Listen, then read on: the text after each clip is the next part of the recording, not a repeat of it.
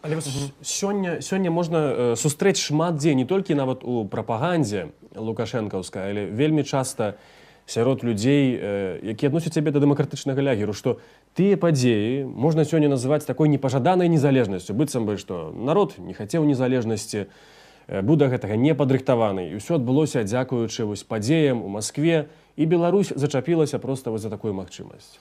Ну, гэта вынік той прапаганды, той барацьбы, якая вялася і якая вядзецца зараз. Яна яшчэ не закончана. Ёсць шмат сіл, якія супраць нашай незалежнасці і за межамі нашай краіны і ўнутры. І таму гэта вынік такой прапаганды, каб прынізіць гэтую падзею, каб паказаць, што гэта нейкая выпадковасць, што не было нейкіх рэальных сіл, што это залежала недзе ад знешняга боку, тым больш ад Масквы. І ў гэтым людзі зацікаўлены. Гэта не вынік няведання гісторыі, што людзі не ведаюць гісторыі, гавораць такое, а потым, і калі не даведаюцца, не будуць гаварыць нічого падобнага. Яны калі даведаюцца, все роўна будуць гэта гаварыць, бо это прапаганда. Але што ж, як сталася такое магчыма? Вот я гляджу скрозь савецкай краіне, якой тады была Беларусь.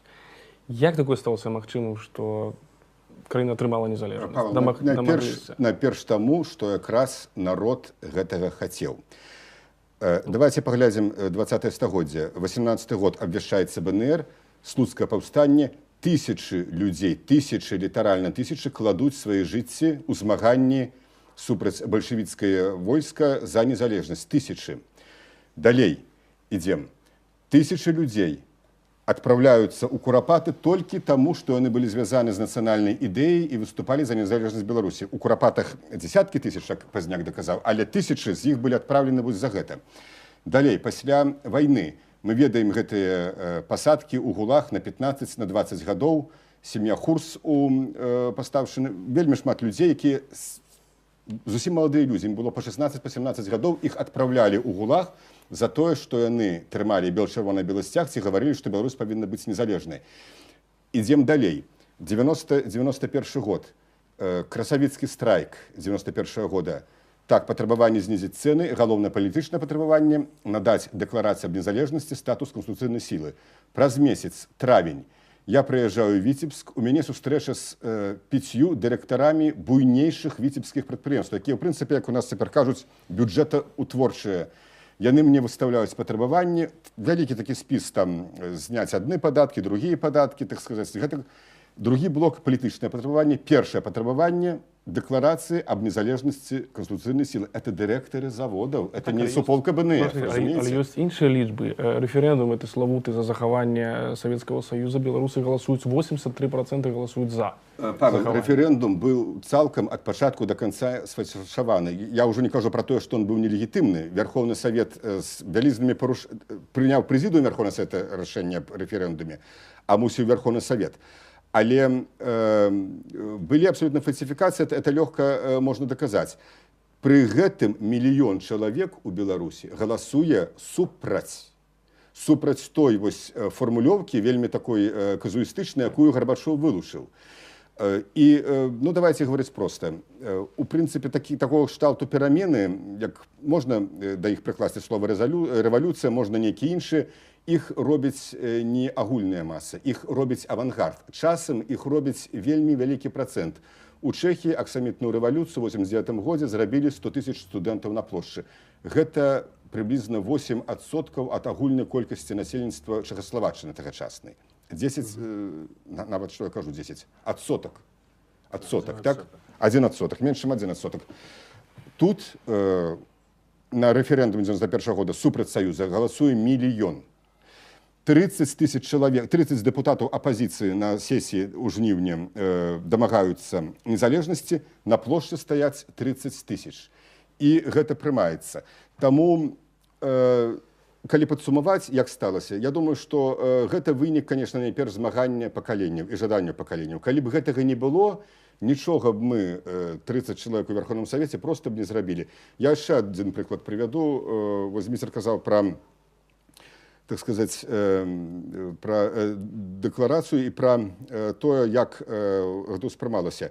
Перад прыняццем дэкларацыі ў 90-м годзе Пазняк сабраў камуністаў депутатаў пасля сесіі, сказаў, што калі хто хоча, мы вам просто раскажам, што ў нас было.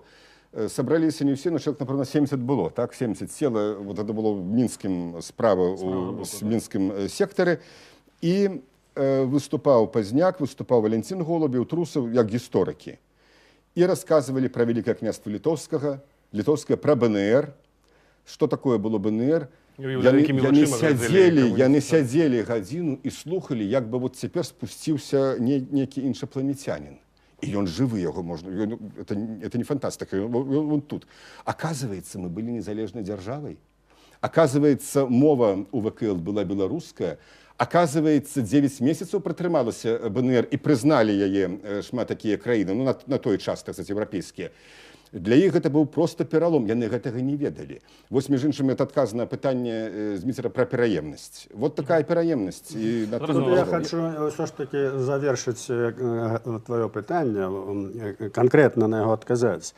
Па-першае, у дыктатуры ніякім лічбам не можна верыць. Это в дэмакратычнай краіне можна гаварыць, як прагаласавалі, колькі за, колькі супраць. Пры Сталіне, пры камуністах 99,99% галасавалі за блок камуністаў. Натуральна, што это было не так. Тое сама з гэтым рэферэндумам, тое сама з выбарамі зараз. Лукашенко цяпер атрымаў 80% на выбарах. Это фальсіфікат. Гэта адзін момант. І другі момант вельмі істотны. Гэта якраз выявілі вось гэтыя гады незалежнасці, адкрыццё курапатаў, стварэння Народнага фронту. У беларускім народзе ідэя незалежнасці, ідэя беларускасці, яна вельмі глыбока жыве ў кожным. Кожны разумее сваю прывязанасць да зямлі інтуітыўна і рацыянальна. І калі яму даецца гэта ідэя, і за гэтую ідэю не будуць біць і саджаць, і чалавек это пачынае разумець, ён адразу выяўляецца. І вось гэтая незалежнасць 25 жніўня, калі яна была аб'яўлена, калі дэкларацыя, яна выявіла гэтую людскую энергію. Это была такая падтрымка. Это такі быў, такі стрэс у людзей.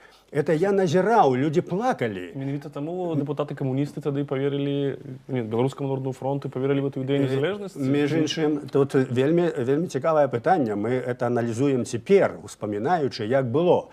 Бо як бы там ни было, мы могли выиграть незалежность только ихними голосами.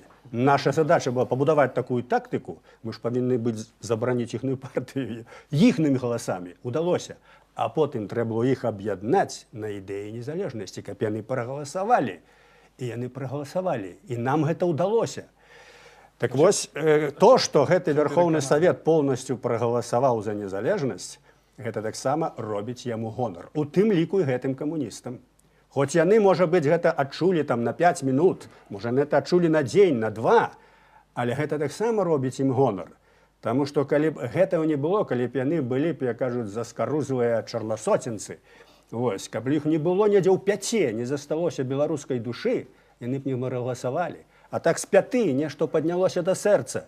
И вот отповедный момент яны нам поверили, яны вымушаны. Давайте вот этот один миф еще разбурим. Александр Лукашенко не голосовал за незалежность Беларуси, как вынікае з документов. Як вы лічыце, чаму? То есть это был на всякі выпадок, ці все ж таки он был реально супраць незалежности Беларуси?